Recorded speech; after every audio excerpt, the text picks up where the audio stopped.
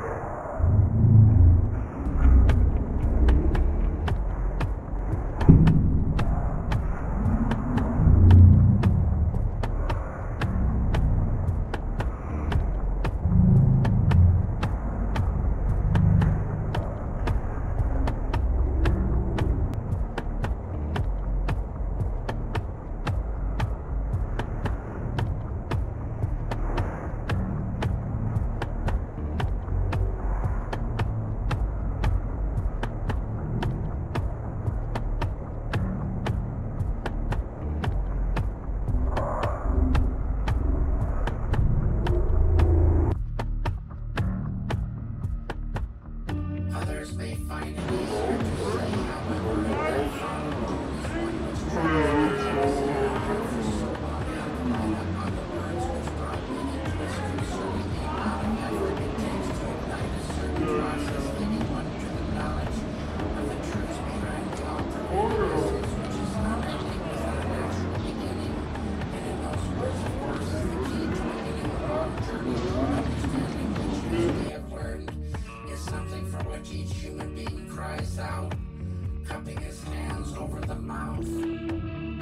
Sometimes in the evenings, a feeling of the type which haunts young children in the forest will come in on a dark wind, and all the light will fade, leaving a low sound penetrating the eyes, which follow the dark shapes running for safe nests just out of reach of small white teeth and noses filled with dirt going up over the mountains covered with tall trees and green needles and red bark with pitch oozing out into the air, which dries it on the surface, causing it to become crusty, which allows for the protection of all that lies within the crust, for it will now remain liquid and hold itself remaining in a state closer to that of the pure essence, which will remind us of the home, which will remind us of the red cookie jar, and the smiles dancing around it in the golden winter afternoons, while the pipe puffs out clouds of smoke from the mouth of the father with an axe to cut wood growing on the tall mountains.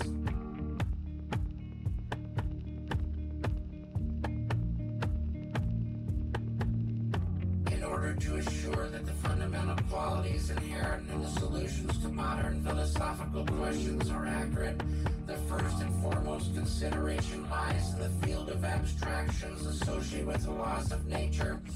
and with them the interaction of the primary forces of life itself, which have now been proven beyond a shadow of a doubt to have their basis in the field of the absolute or the vacuum state, bringing to mind the fact that there has been a reversal of sorts of the age-old phrase, you can't get something from nothing. As we have seen, this kind of thinking, which has been going on since the beginning of time, is just a smokescreen necessary to block almost all truthful inquiries for centuries following.